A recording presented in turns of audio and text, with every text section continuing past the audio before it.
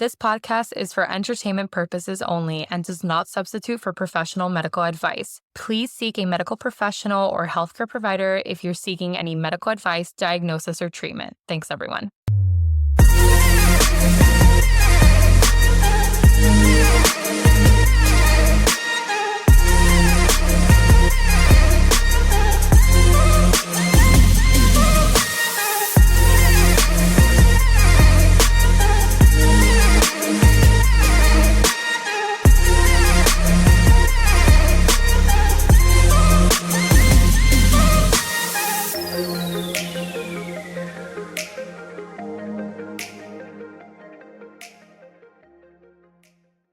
Hello, everybody. Hi, Weekly. Hello, weeklies. Our little weeklies.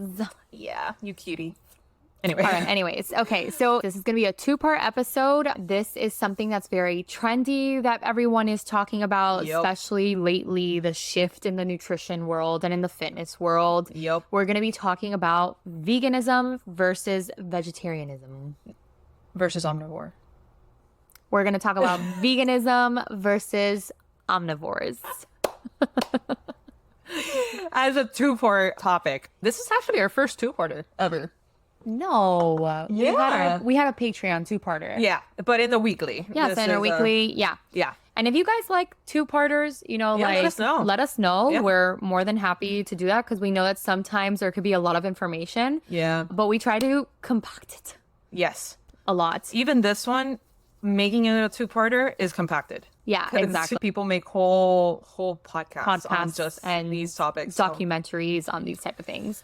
But anyways, so yes, we are going to be comparing both diets. Yes, there are a ton of other diets out there, but this I think is the main one that people really want to learn about. Yeah. And we do touch a little bit on vegetarians. Just a little bit. Other ones, other common ones like vegetarianism, pescatarian, Yeah, like very mildly. Yeah. But it's mainly vegan and versus omnivore. Exactly. So we are going to start off our episode with vegan. In this book right here. Yeah. It's awesome.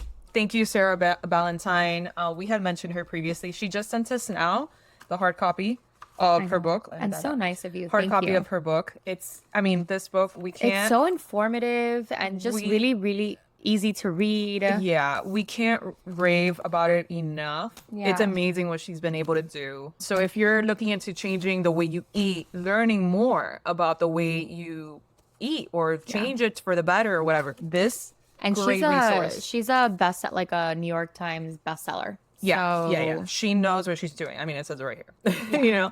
And she sent this to us right before it was released. But by the time this recording comes out, it's already released. Go check it out. Check her out on all forms of social media. Just search her up right there, Sarah Ballantyne. You will find her. She is a great follow because she's always talking about exactly this, like nutrition and all that. It's all scientifically based. Hard copy or soft copy, soft cover. What's wrong with me? Anyway. Hard or soft. Whatever. Yeah. Ooh, that's what she said. Or he said that. I'm not sure. Anyway. That's all you. You? Okay. Anyway. Your interpretation. Okay. So today, vegan diet versus omnivore. And I mean, it's been a hot topic for a really long time. Yeah, but I don't know why. Like on my feed lately, it's been very people are against each other. There's this whole thing. And I just think that's TikTok in general. Yeah. We opened up social media a very long time ago, and social media has evolved, and TikTok, it's not just TikTok, it's Instagram and TikTok and YouTube. And we now you have Netflix coming up with all of these, like the latest one that I was just watching that you had told me about it. Yeah, exactly. You are what you eat. That's it. It's amazing. But the reason why I like that one is because they take identical twins, which for us in the research world, not us. I don't do research. I read a lot of research because of my profession. But what I'm saying, I'm not like in a lab like doing research, but however, what I wanted to say is that when we are looking at studies, any studies that has comparisons of identical twins, it is extremely helpful because it like tickles you the right way. Yeah. Well, it's because you have two people that are genetically the same. Okay. So identical twins, and you are basically doing different treatments to see how that changes. Exactly. Yeah. It's like how we always say everyone is so different, right? But what happens when you take two twins and you expose them to different things, right? So anytime a research study has identical twins in it, it's very, very informative. It is. So this Netflix documentary, which everyone should see, is called You Are What You Eat. And they take a couple, not just, like a few identical twins. I think it's like 1, 2, pairs, 3, yeah. 4. Like I think it's 4 or 5. And they put them on a, omnivore versus a vegan diet, and then they kind of explain their outcomes about everything under the sun. Do it in a way that's lighthearted. It's not a boring, document. Show. Yeah, that it's very dry. No, it's actually like cool. Like it's the twins, like their personalities are like really great too. They show that, and they're funny. Like their interactions with each other. And all their that. personal life, their work, and like you get what invested they do. in them because of that. They become characters in a show. So it's pretty cool. So pair that up with this book. And there's really so many. There's so many other that's documentaries, and that's what I'm saying. Like that's an example of the recent. There was another one also that I just saw like on Netflix scrolling the other Horse day. and Knives. Probably that's it. You see what I mean? So like it's I watch everywhere. all of these. It's extremely informative. Yeah, I mean, well, even more so for your profession. In the pediatric world, like nutrition is becoming a very big thing these days. I am personally not, like, I'm going to keep it real with everyone. I'm not a vegan. Oh, no, me neither, yeah. However, when I read and look at these documentaries and all these things, and when I see the research behind it, like... makes you question. It really does make me question. I'm not committed to it. Yeah, no. But I think that's a me thing. Me too. It's not personal. That it's like that I don't believe in it. No. It's a personal choice. Yeah. And I actually know a lot of people that are like vegan during the week, and then on the weekends they do. We'll talk about that. Yeah. There's freegans too. Yes. We're going to keep it very light. Yeah. We're going to focus on vegan and omnivore, because again, we will list out like the different variations of it, but I mean, again, right, we could just go on and on and on this topic. So we're gonna keep it very like concise to these things. If you guys want to hear more on like ones that we touch upon, definitely let us know, and we'll definitely do an episode solely on that. And then our choices, just choices. It's not based everyone up on, is this is very personal. We're talking about a person's diet, their everyday diet, and some people do this for religious purposes. Some people do this for like health purposes. It's so many different reasons. There's so many reasons, and our personal reason, just because our choice is, I'm omnivore. I'm an omnivore too. Yeah, unfortunately, I really enjoy meat. I don't think that's unfortunate, though. No, I know, but fortunate for like I think vegan there's or whatever. pros and cons to it all, and we will touch upon that because there are certain minerals and vitamins and just minerals in general that you could only get from animals, and then you have to finagle with that on if you're a vegan. So, and I chose to do vegan because vegan is very extreme. Okay, because you could be a vegetarian, you could be a pescatarian, and again, we will mention all that, which kind of like helps out, in all those like things that you would lack in a vegan diet. But vegan is such an extreme opposite from being an omnivore that like I wanted to like do that black and white thing for us to explain to you guys, So let's start that off with, what is a vegan diet? All right. So a vegan diet is a type. Hold on. I'm sorry. This is a weekly. I forgot. And just to address the elephant in the episode, I'm wearing a Band-Aid, which you can barely see.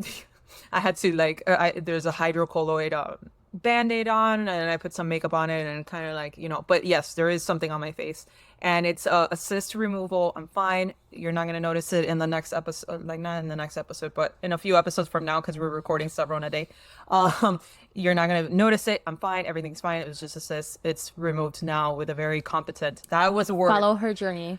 Yeah, I will post the journey on it. It's, whatever. A very competent plastic surgeon was able to remove it. It's going to be gone. But yeah, that's that. So anyway, back to this. All right. What's a vegan diet? Okay. So a vegan diet is a type of eating plan, that excludes all animal products. All of it. All animals. Okay. If an animal made it in some way somehow. So we're talking about eggs here, not about not eating It chicken. is excluded. Yeah, honey. Okay. I think honey is not vegan either because animals are involved in it. If an animal is involved in the making of it, it's gone. It's out of it. Yeah. So then this means that the individual following a vegan diet is not to consume any meat, poultry, fish, dairy, eggs, any products derived from an animal. Exactly. So instead, their diet consists entirely of plant-based foods. Exactly. Okay. Only so plants. Jules is going to take us a little bit into the history of vegan diets. Because it's just And remember, our episode is vegan and omnivore. Okay, so we Exactly. are starting off with vegans. Exactly. So the history of the vegan diet, it's rich and it's diverse. Okay. So this is actually, I didn't even know this until I started looking this up. And it's pretty interesting that it goes back all the way like thousands of years across like several cultures and a lot of civilizations. So its ancient roots, like the concept of it, of avoiding animal products, can be traced back to over 2,000 years ago. Okay. Ancient Indian and Eastern Mediterranean societies practiced forms of this diet that excluded meat and in some cases all animal products. So for instance, in ancient Greece, back to Greece. Whether in Egypt or we're in Greece. I don't make up the history, okay? Yeah. I'm only discussing it. But anyway, so in ancient Greece, a diet free from animal flesh was known. And the philosopher Pythagoras, known for the Pythagoras theorem, which I'm such a fan for, as you guys have seen the clips for it. Anyway, promoted benevolence among all species, advocating a meatless diet. So ethical and philosophical influences. So throughout history, various religious and philosophical groups have advocated for a diet free of animal products due to ethical reasons, which I could definitely see because I eat meat, but I love cows. Yeah. Like I would love to own a cow, like to have a pet cow. And then so I'm very conflicted on that. So you don't want that cattle anymore? The Highland cattle? Yeah, I'd be screwed. You know, I don't know what I'd do with myself if I ever did own a cow. But anyway, so this includes Buddhism, Hinduism, and Jainism, who emphasize nonviolence and the ethical principle of not causing harm to any living beings. So modern veganism, the term vegan was coined in 1944 by Donald Watson, and he was a British woodworker who, among with others, formed the Vegan Society. They defined veganism not just as a diet, but as a lifestyle that also includes all forms of animal exploitation and cruelty, whether in food, clothing, or any purpose at all. So this goes beyond eating. And this was partly in response to the discovery of tuberculosis in Britain's dairy cows, which highlighted the health risks associated with consuming animal products. So then where did it grow and where did it gain its popularity? So in the 20th century, particularly in the 1960s and 70s, veganism began to gain more visibility and popularity as part of a broader vegetarian food movement that was happening in the US at that time. So this period saw the emergence of health-focused vegetarian diets, which laid the groundwork for what is today the modern vegan movement. And then the global influence. So as you could see today, veganism is recognized not just for its ethical and health benefits, but also for its positive impact on the environment, which we will definitely talk more about later on. I will highlight that. And then cultural and social aspects, the modern wave of veganism has also been influenced by social media, as we were just saying, and cultural trends, making it more mainstream. This has led to an increase in vegan food, products, and options available in restaurants and supermarkets worldwide, because that is true. I remember us growing up, vegan food was like super hard to find. Yeah. Now you have vegan restaurants. Yep. Like in very popular places in town. Like here in Coconut Grove, I said it. If we hit 100 Patreon patrons, she's gonna make me eat like all sorts of very odd vegan food that I'm very much not looking forward to. But maybe you'll like it. Grilled watermelon with soy sauce, soaked in soy sauce. Goosebumps. Oh my god. Immediately. Yummy. Darn. Like in all honesty, I really don't know what that tastes like, so it could potentially be like my new favorite food, you know, but I don't know. It sounds crazy to me. I really want to reach 100 patrons. Yeah. I really, really do, to help support the show. But Ooh, I'm not looking forward to that day of having to eat that though. I'm pretty sure like the vegans out there are like, it's like, well, that's how we feel when we see people eat like a massive piece of steak. 100%. 100%. They get goosebumps. 110%. That's exactly how they feel. It's really funny. I totally get it. But yeah, if you want to see me possibly like have a conniption on camera. Maybe you'll like it. Yeah, maybe. Don't knock it till you try it. That will be a twist. That would be I like know, plot twist. Julie loves it. That would be a plot twist if I take like more than one bite out of that. But anyway, so what are some key concepts? All right, so key components. Components of the vegan diet. All right, so heavy on the fruits and veggies. Okay, so these are a staple in a vegan diet, providing essential vitamins, minerals, and fiber.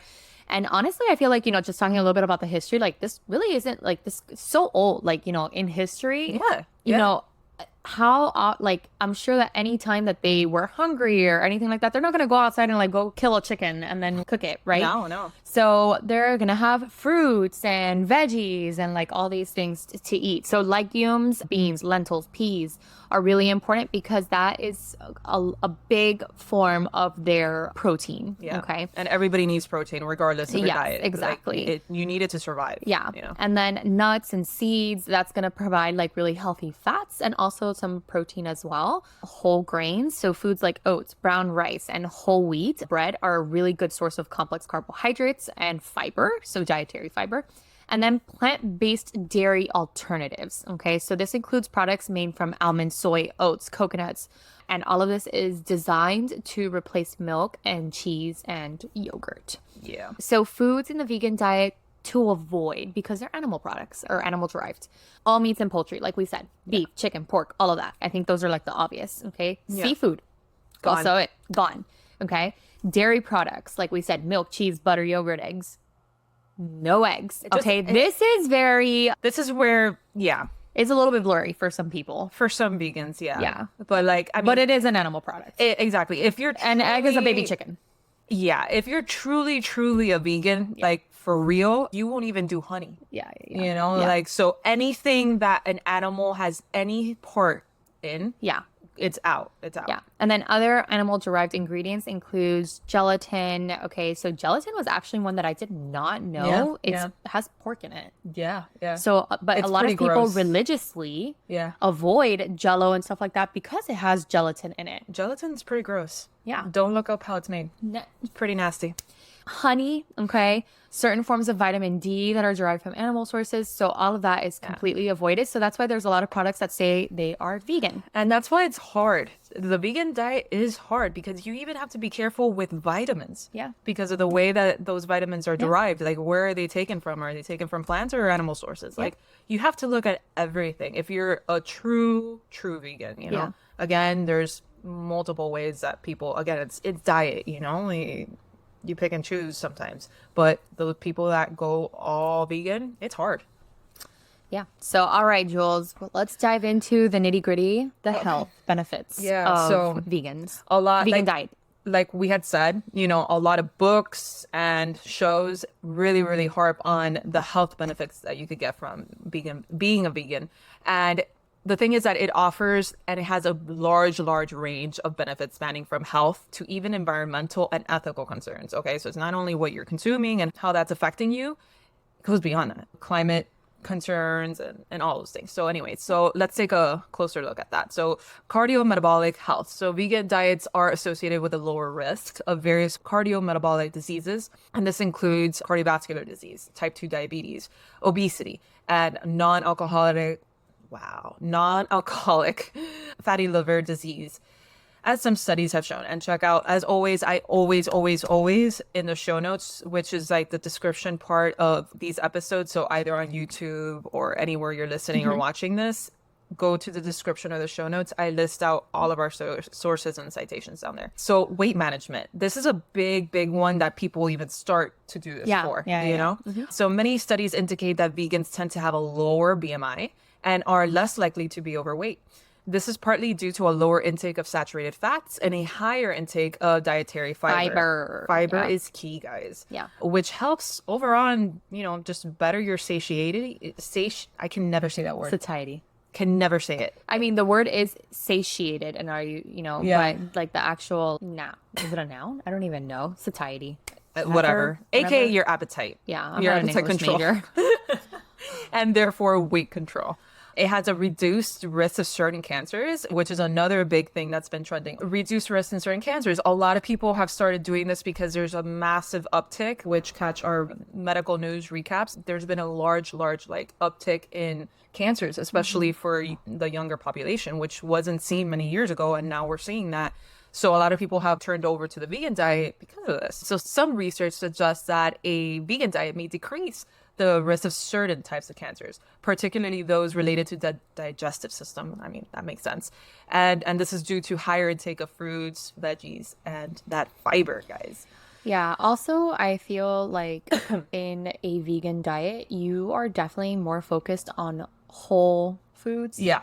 It's a lot more plant-based, Not fast food. non-inflammatory. Yeah. Less processed. What's the word? Ultra processed foods. Yeah, exactly. Yeah. Improved kidney function. So a plant-based diet may contribute to better kidney function, especially beneficial for individuals managing diabetes.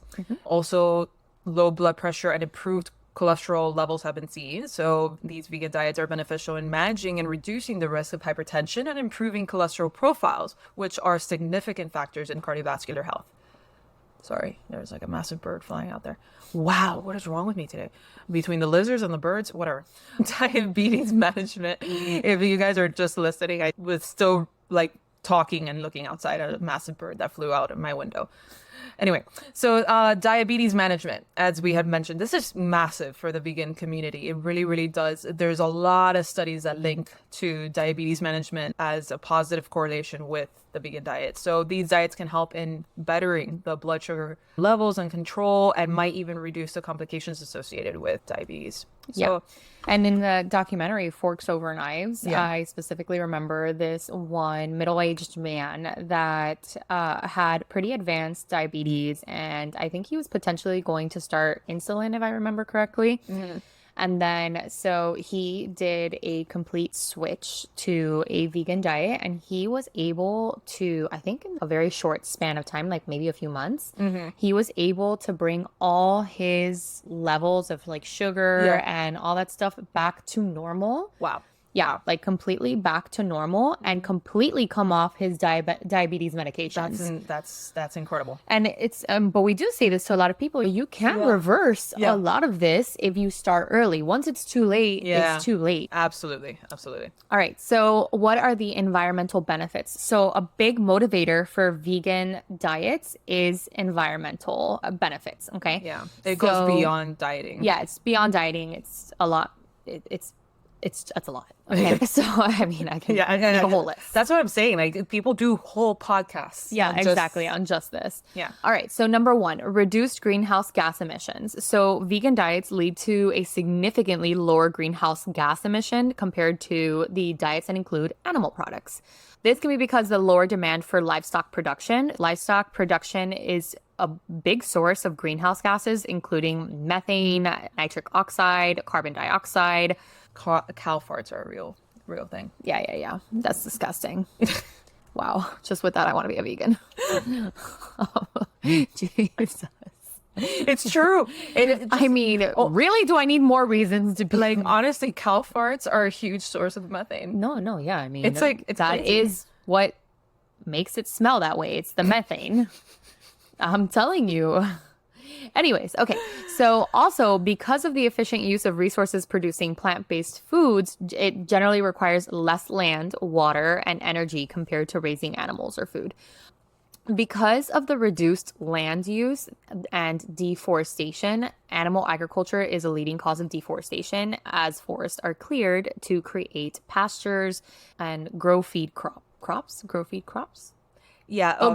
Feed crops. Yeah. Yeah. Like, so feed like what we feed animals. Exactly. With. Yeah. That's the problem. Like, in order to like have all these animals, you also have to grow the crops to feed the animals. So it's just like a whole big thing. Are like knocking down forests and stuff like that, which is incredibly important. Yeah.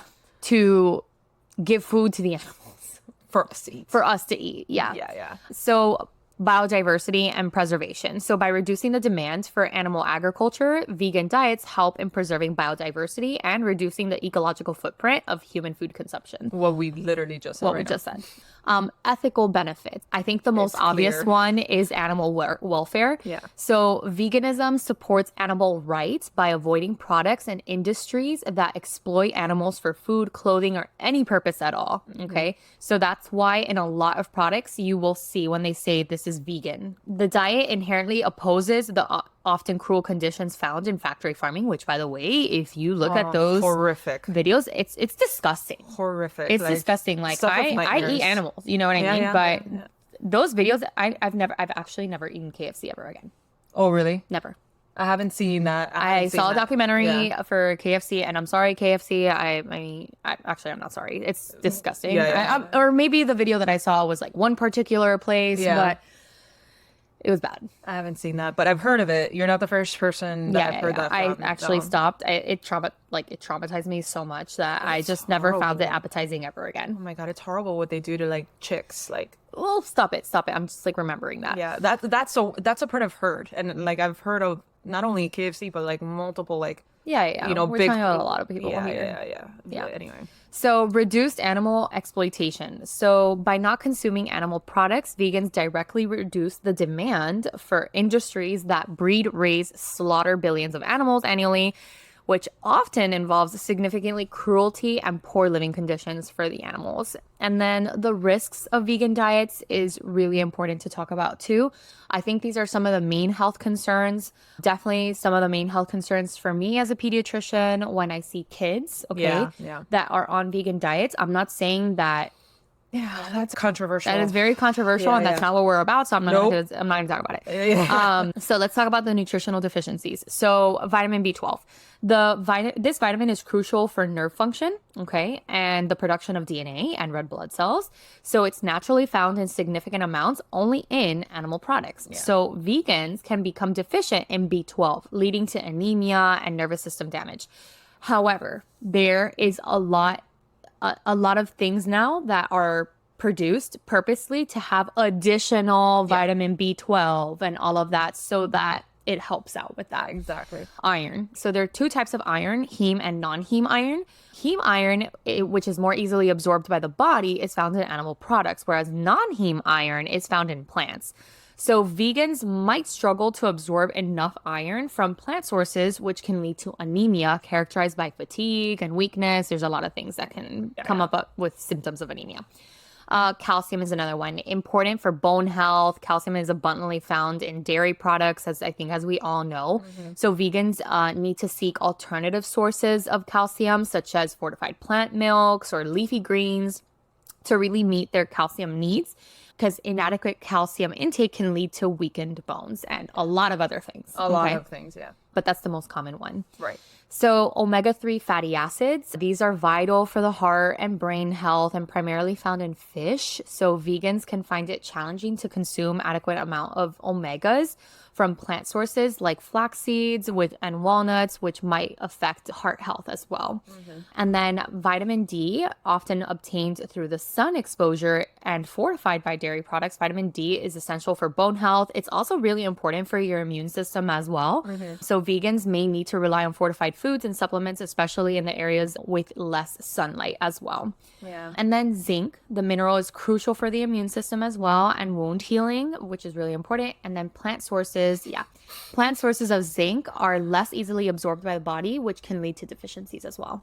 So that's the thing. You could find these minerals in plant-based sources, but the thing is that the chemical structure of it is different sometimes, and it's not the way that our body could easily just absorb it and use it, you know? So you got to figure things out, and it's just hard. The vegan diet, the hardcore, like strict vegan diet, is very hard. Yeah, I think it's doable. It's definitely doable. I think it's doable. Do I think it's easy? No.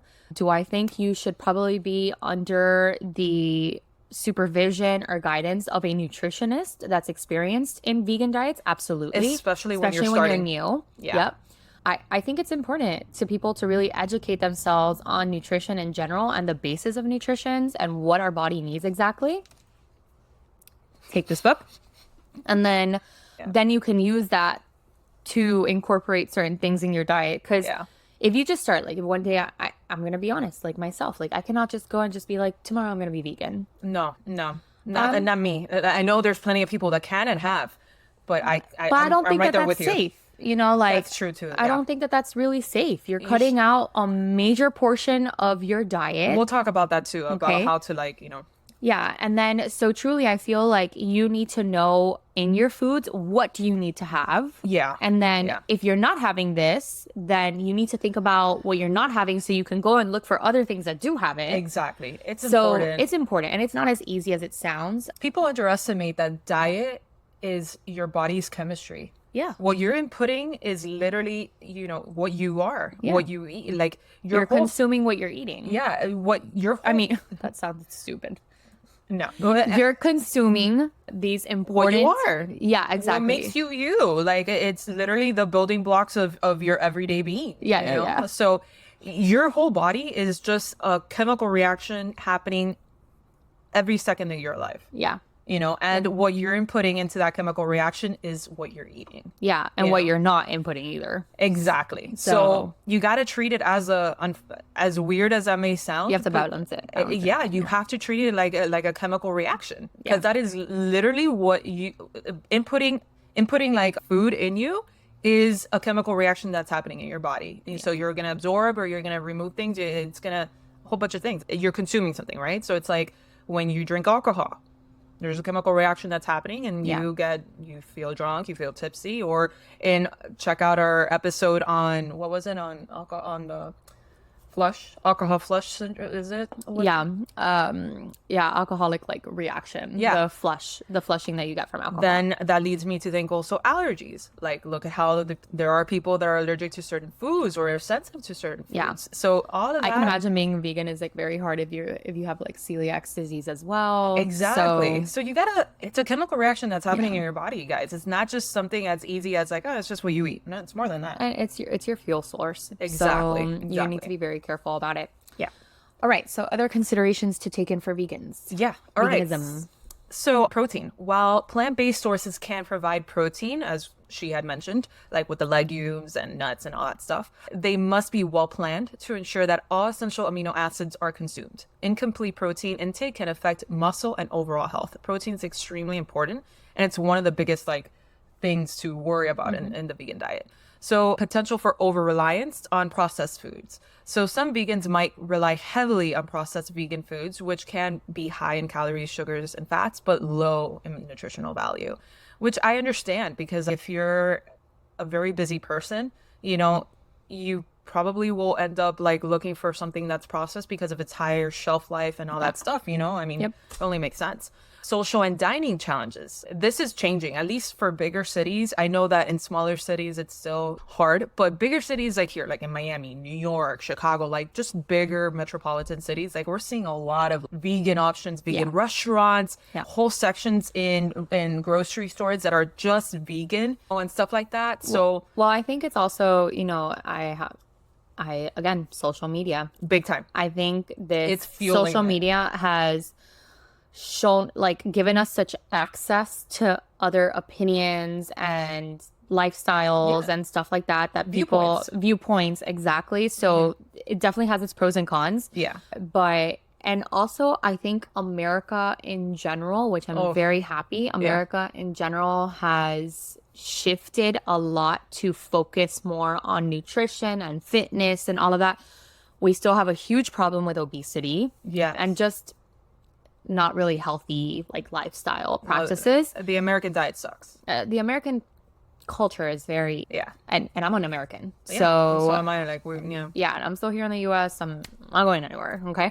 But we do have a big problem with obesity. We do have a huge problem with the nutrition sources that we use. We have ultra processed foods. We don't have enough options for those type of foods that are not ultra processed. Yeah, I'll tell you, and even the way that we feed and we raise livestock, I am not an egg eater. I don't like egg at all. Now, every time I've traveled to Canada to visit our friends and stuff, You eat it, yeah. I will eat like scrambled eggs with no cheese, no nothing. Yeah. Nothing. And I'm like, damn, this is actually good. It tastes different. Here, you give me scrambled eggs with nothing on it. If it's not like smothered in like cheese or something like that, You're I'm gonna like, eat it. Yeah. this is just too eggy. Like that's my, and I'm like, Yeah. how that doesn't even make any sense. I will not. And when we lived in Grenada for the 2.5 years that we lived there, I ate egg. Yeah. I ate egg. Well, there is a difference, Yeah. and you taste it. You Yeah, taste the you do. difference. I You taste really the butter do. when I went to France. I Oh, tasted the yeah. difference of the butter, and I was like, oh my God. It's incredible. Like, what is this? Like, no wonder they cook everything in butter. Yeah. And really, you look at the diets over there and you're like, how is that they have like better? They eat like this delicious assortment of croissants and Yeah. French And it's baguettes. and it's very like normal, but like over here, it's like I had a croissant and everyone's like, oh my God, you're gonna die. Yeah, no, You're gonna that's it. You're gonna gain 5 pounds. You're gonna gain 5 pounds. You have blocked Their arteries. lunch is like Just go get a cath right now. their lunch over there in France. I would always see it at any little cafe or whatever. Mm-hmm. Like these delicious. I'm like, my mouth is watering right now. These delicious like sandwiches, baguette sandwiches. and Baguettes, stuff. oh, And, like so you just see delicious. the most beautiful, A little slim, beautiful French woman. You know, eating this baguette. I'm like, she's eating carbs. And look at her. Yeah. Look at her. But again, this is our mentality. Exactly. This is our mentality. But it's and also the way our food is made here. is made different. here. It's different. It's absolutely it's different. different. 100%. And I'm a full believer in Yeah, that. yeah. So yeah, I'm actually happy that there's a lot more options for vegan diets and it's just a lot more inclusive. Because before we used to like, maybe people used to be like, oh, she's vegan. What am I going to give them? Exactly. What am I going to give them?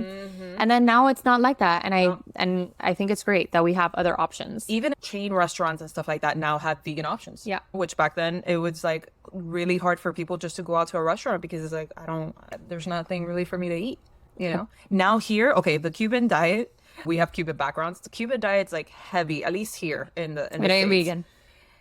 Not vegan at all. Heavy on the pork. Not vegan at all. But now, incredibly enough, I think I saw it in one of these magazines that they like promote new restaurants and all that stuff. I saw it last night. There's like a Cuban vegan restaurant opening up. Wow. I was like, amazing. I love it. this is blowing my mind right Yeah, now. I love Like blowing my mind that we've actually done that. But yeah, it's just changing a lot. So social and dining challenges, as we had talked about, like adhering to the vegan diet can sometimes be socially challenging as it requires more planning when eating just out and attending social events where options might be limited. And that I've seen too in weddings and like conventions and business things, like the vegan, there's always, at least in the ones that I've attended, there's like a vegan option available now versus like just a couple of years ago. Good luck if you found like a vegan option. So yeah. All right, so let's talk about managing the risks. So if you are going to be on a vegan diet, you should be planning carefully to include all the variety of foods, which is kind of what we had already touched upon. And also you need to use fortified foods to consider other supplements, like how we had mentioned B12, vitamin D, omega-3 fatty acids. And then also you should regularly check your nutrient level through blood tests. A lot of people actually decline this. You know, if they're not having any symptoms and they're not having anything, they decline it. And I think that that's a personal choice. Yeah. It's like, you know, and I, you know, as a provider, I don't check blood tests unless I need to. Yeah, exactly. I have people all the time. They're like, oh, well, can we do some blood tests? And I'm like, for what? Yeah. For what? Yeah. For you to feel better? And it's like a lot of, you know, it takes off a lot of anxiety on a lot of people. Right. But at the end of the day, like it's not necessary. Yeah. I get it. But all right, Jules, what are some common misconceptions about veganism? All right. So a lot of people think that vegan food is boring and restrictive. And look, it was a few years ago. Yeah. I'm not going to say that that's a full-on myth because it really was. I remember growing up as a child. I'm 34 now, almost 35. And vegan food was like just tofu and like something very basic. Soy like that. based. Soy. Yeah. Yeah. Like there wasn't, now there's like stuff that looks and tastes like chicken. Yeah. You know, so now it's just very different. So one of the most widespread myths is this, that it just lacks variety and flavor and it only consists on salads and fries. Yeah. Not true, which I am not against the fry part. However, this couldn't be further from the truth right now. Vegan diets are just rich and diverse, and they include just a whole wide range of fruits, veggies, grains, nuts, seeds, like everything. And this all can create like very delicious and satisfying meals. Think about it. Some of my favorite salads are ones that have nuts in them and stuff. Like, love them. Yeah. So vegans are always vitamin and mineral deficient. Not true. Not if you're doing it correctly. Exactly. So another, which we harped on hard earlier. So another common misconception is that vegans are at high risk of nutritional deficiencies, particularly in vitamins like B12 and iron. While it's true that vegans need to be mindful of their nutrient intake, a well-planned vegan diet can provide all the necessary nutrients. Many vegans use fortified foods, as she had mentioned, or supplements to ensure that they're getting everything that they need. Yeah. Then that vegans always try to force their beliefs on others. This is not true, but this could be also said for like religious people, you know? So no. And if you have somebody that's a friend that does things like that, even like it could be for politics or whatever, it could be for anything. And it's just a shitty person, in my opinion. But anyway, no, not all vegans are like that. Some people believe that vegans are overly aggressive in promoting their lifestyle and trying to convert others. Like I said, no. While there are certainly vocal advocates for, you know, like I said, in any movement, you're going to find it. And, you know, just respect each other's choices. Okay, guys? Like, no, the vegans are just normal people. And veganism is just a fad. Not true, as I just said in the history part of it. Yeah. It's been around for thousands of years, mostly because it's part of cultures. It's part of some religious practices, you know? So, no. Some view veganism as a temporary trend right now, mostly because of Netflix and all the social media and stuff like that. But like I said, it's not true. It has deep historical roots and is supported by ethical, environmental, and health reasons. It's growing in popularity and it reflects a broader shift towards more conscious and sustainable living rather than a just fleeting trend. Eating vegan is expensive, and I could totally see that because eating like organic is expensive, you know? So I could see how you could like kind of think that. But there's this perception, and while specialty vegan products can be pricey, the staples of a vegan diet, such as grains, beans, veggies, and fruits, are often affordable. In many cases, adopting a vegan diet can actually lead to savings on grocery bills. Actually, when I lived in Grenada, there were people that switched over to vegetarian diets because it was cheaper. Yeah. Because, I mean, in Grenada, okay, so if you were there with like your spouse or your partner that's in medical school, they are only in medical school and they can't work, you know? And then that spouse, like for instance, me that I went with Mario, the visa is only a tourist visa that you have to like renew every 6 months. I had to be renewing it or whatever if I was there for 6 months or longer, which wasn't usually the case, but I had to do it once. Wow, tangent for no good reason. Anyway, so, but it was more expensive and I was unallowed to work because of that visa. Wow. So there was no way of me getting income back then, you know, actually physically working. And back then, there wasn't like all these avenues of working online and stuff like that. It's a lot easier now. I wish it were like that back then. But back then, it really wasn't like that, especially if I say that I'm living overseas. Even worse. So, and then the meat, since you're living in an island, like it was just chicken. The easiest thing was fish, and we heavily relied on fish back then. We ate more fish than chicken, you know, back then, which probably was why we were thinner and all that now. But, you know, that's a whole other, okay, anyway. So yeah, it's different. Anyway, so vegan diets lack protein. So we had harped on this. It's a common myth, and you can get protein from numerous plant-based protein sources, including legumes, tofu, quinoa, and nuts. I love quinoa, like honestly. With a variety of these foods, vegans can easily meet their protein needs. Yeah, I think it's also, people need to just acquire the taste for it a little bit. No, it's not going to taste like a piece of meat. No. You know? No. But I think you need to shift your mindset a little bit and say like, okay, it's actually not bad. Okay. It's just something I'm not used to. So it's out of my comfort zone, but it's not bad. You know? And I feel like that's a big thing. Like my dad, Lord. I was literally just going to say like, it's a generational thing. Oh my God. My dad, if I were to put a vegan platter in front of him, he'd be like, what the fuck is this? I would. Oh my God, can we do that for Patreon? Yeah, I'm going to just videotape my dad. We should do that for Patreon. He's literally... Stay tuned for that. He's just gonna look at it and just be like, the fuck is this? Like, where's the cow? You know, where is the cow? Or the chicken or whatever. Or the chicken or whatever. I'm just going to tell him it's like pulled chicken. Oh my God. And I just want to record his reaction to it. That would be... And my dad is already like suspicious of me because I like in the house, I'm known to try these like healthy alternatives. So my dad, when I'm cooking, he's like, he just looks at the stove and he's My mom does the same shit with me. He's like, what? He's like, ¿qué es eso? And then I'm like, oh, it's such and such, dish. It's just like a little bit of like a healthier version. And he's like, ahora sí. Yep. Ahora sí. My mom's always like, you didn't put enough aceite, oil in there. I'm like, it doesn't need more than this. Yeah. Like, it's fine. It's, always. But anyway. So yeah. And then the last misconception. So vegan and plant-based are the same.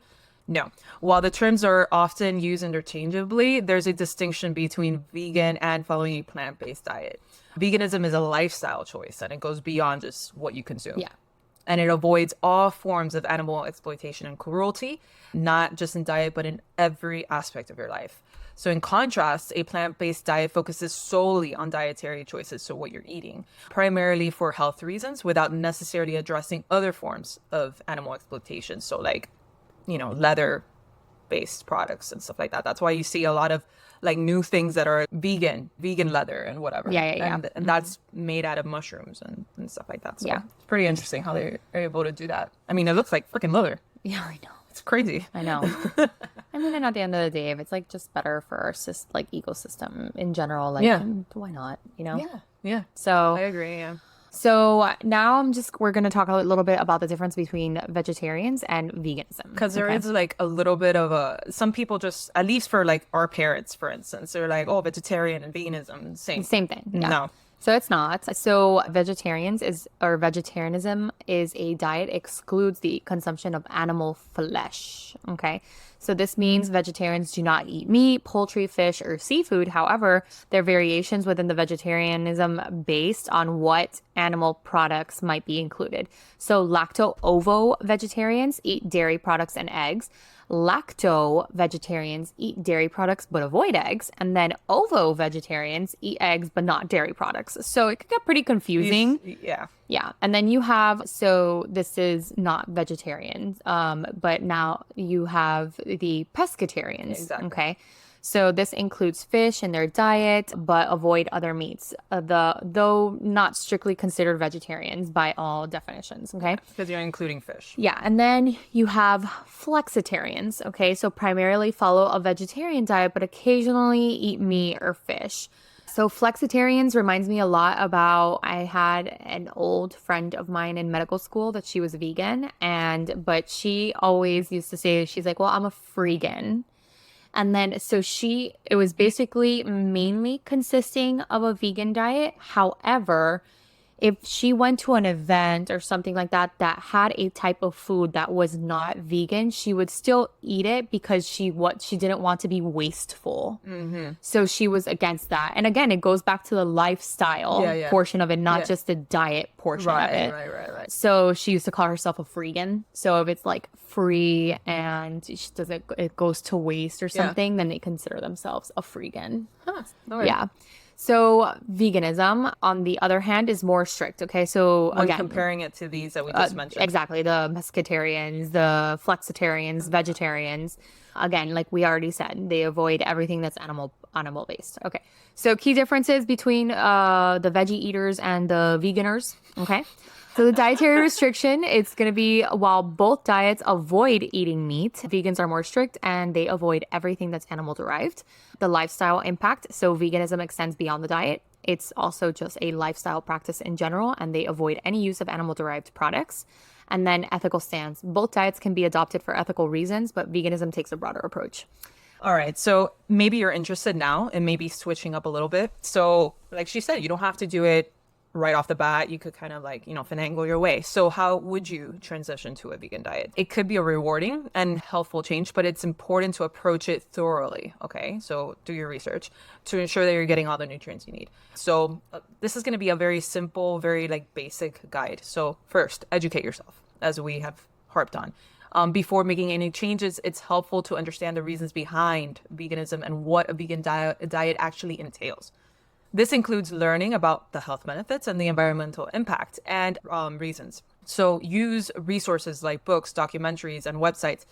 There's a lot of them now. Social media has helped that out big time. And this will provide you just a lot more information and education on this. As she had said, start slow. Don't jump on it. This is really hard. You don't have to do the vegan diet overnight. Begin by incorporating more plant-based meals into your diet. You might start with one vegan day a week, such as meatless Mondays. I know a lot of people that do that. And gradually increase as you feel comfortable. I can't do that in mine because my mom will just like lose her mind. Yeah. But, you know, it's a good option. So modify your favorite meals. This is another really good option. Look at the meals you already enjoy and see how you can make them vegan. For example, use plant-based milk in your breakfast cereal. Make your favorite chili without meat, or try vegan cheese in your sandwiches. You know, a lot of options now. Step 4, explore plant-based alternatives. So familiarize yourself with vegan alternatives for commonly used animal products. This includes items like the almond milks, the soy milks, vegan cheeses, you know, then the meat substitutes like tofu, tempeh, all that. So experiment to find which products you like best, because they definitely have different flavors. And then step 5, plan your meals. Planning is really important, especially when you're starting this off. And it's important so you could know how to maintain a balanced diet, because again, you may be missing out on something that's important. Make sure your meals include the variety of the fruits and veggies and grains, and of course that protein, you know, so include their beans, lentils, things that you like. And this will just help you make sure that you stay in good health. Step 6, learn to read labels. This is super important in any diet, but especially like something restrictive like the vegan diet. So start checking the ingredient list of packaged foods to avoid animal-derived ingredients. This can include gelatin, rennet, and certain forms of vitamin D. Okay, familiarizing yourself with these details can help you make more informed choices while shopping.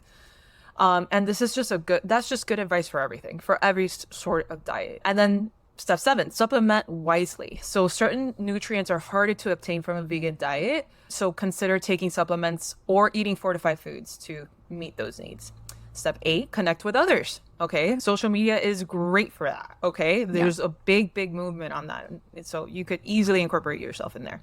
Join vegan or plant-based groups online in a community. They offer advice, you know, maybe even Facebook recipes. Groups are great. Exactly. They give each other recipe tips or like how to do this or how to do that. You could even make friends out of it.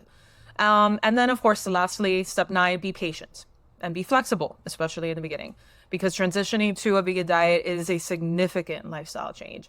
So be patient with yourself, allow flexibility. It's okay to just make gradual changes and then learn from challenges that you encounter and stuff like that. It's okay to make mistakes. This is not, you don't need a A+ on this.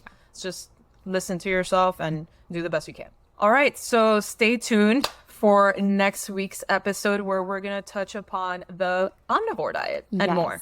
Exactly. So we talked about the vegan portion of it. Now we are going to do the second part versus omnivore. Okay. Exactly. And it's going to be more than just the omnivore diet. We're going to touch upon like health risks, like how it benefits the environment, kind of pretty much comparing what we just talked about with the vegan diet, except now omnivore. Okay. Exactly. And then part of our second episode will be the conclusion at the end. Our thoughts and all of that, because vegan was definitely a bit larger for our show notes. So we'll talk about our opinions. So definitely check out our following episode next week and then join us on the conversation. Exactly. If you have anything that you want to include in the omnivore diet, or you think that we missed out, or whatever it is on the vegan portion, let us know. Yeah, we're really active on Threads, IG, honestly, everywhere. Twitter, everywhere. So let us know wherever, on YouTube, in the comments, wherever it is that you're seeing this, let us know.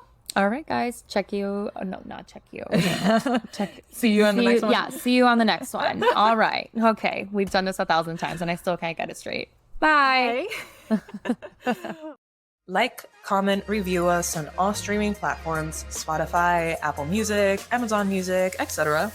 Check us out on Instagram and TikTok at Funny Medicine Podcast. Our Gmail is at funnymedicine305@gmail.com. And remember, we are not diagnosing you. Definitely not. Just funny stuff. See you later, guys.